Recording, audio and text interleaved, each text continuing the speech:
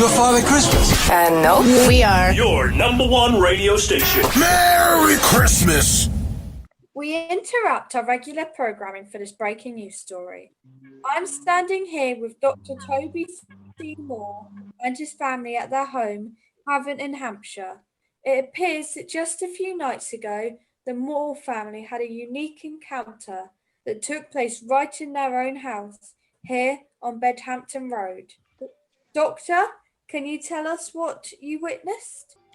Of course. Well, 'twas the night before Christmas when all through the house not a creature was stirring. Not even a mouse.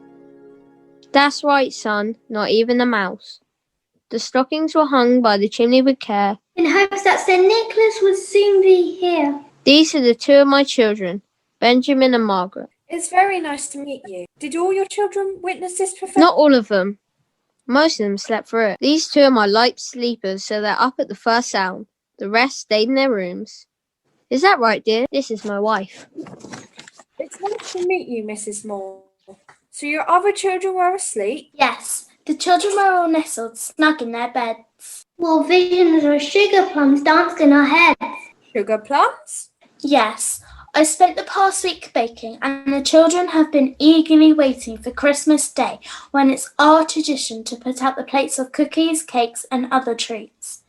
In fact, I caught one of them trying to sneak a sugar plum when they thought no one was looking. Sorry. Well, anyway, Mama in her kerchief and I in my cap had just settled down for a long winter's nap.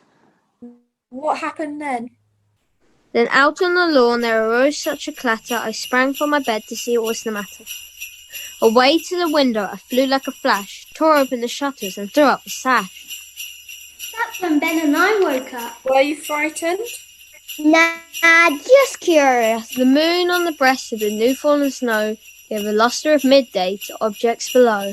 So, even though it was night time, the moon reflected off the snow in such a way that you could see objects clearly. That's right. It was beautiful. Fascinating. Go on. Then, what to my wondering eyes did appear? A miniature sleigh. And 8 tiny reindeer. Tiny reindeer?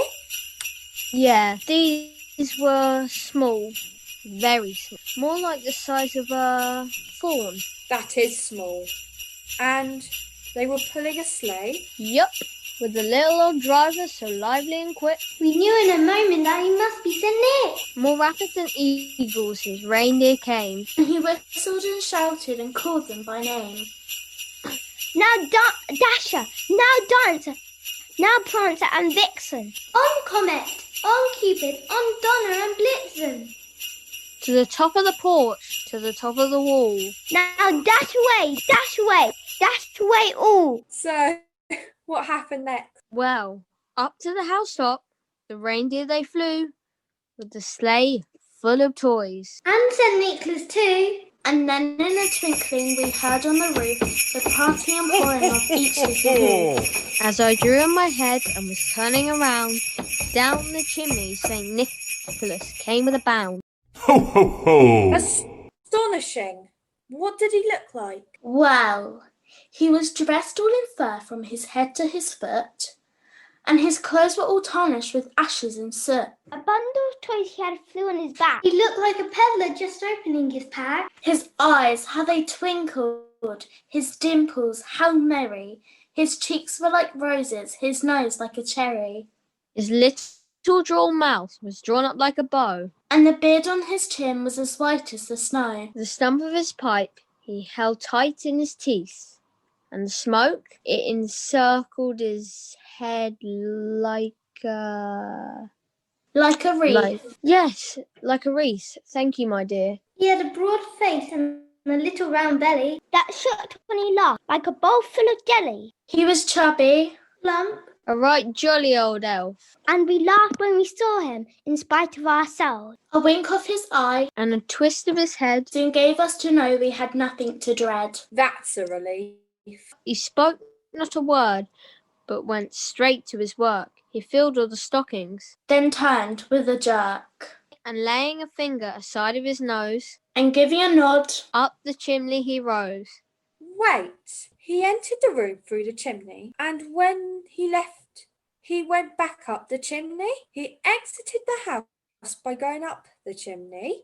I know it sounds crazy, but he used the chimney for both his entrance and his exit. Okay, is that all? No, not at all.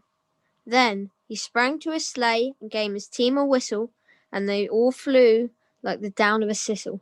We heard him exclaim as he drove out of sight, "Happy Christmas to all and to all a good night." Fascinating. Well, there you have it. A remarkable story of a remarkable visit from a remarkable character. It's important to report that at this time, authorities have yet to confirm this sighting, but Dr. Toby Seymour and his family are unmoved. They are convinced that they received a visit from none other than St. Nicholas himself on Christmas Eve. I suppose the rest of us will never know for sure. Ho, ho, ho, ho, ho!